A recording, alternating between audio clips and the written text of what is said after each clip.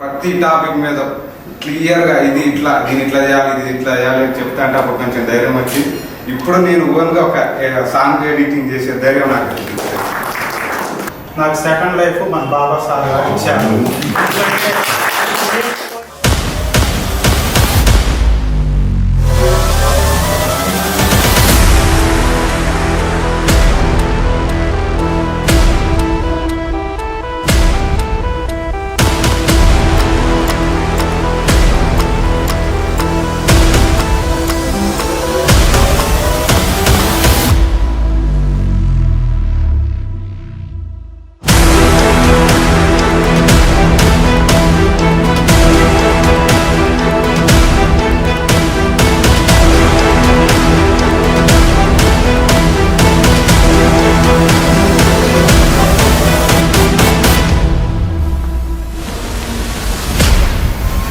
సొసైటీలో ladies editors కూడా ఉండాలి అని మెయిన్ కాన్ఫిడెంట్ గా వచ్చింది.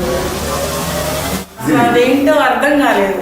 ఇప్పుడు మేము ఎన్ని డౌట్స్ రేజ్ చేస్తామంటే మేము ఎంత నేర్చుకుంటే అంత డౌట్స్ మాలోంచి వస్తున్నాయి.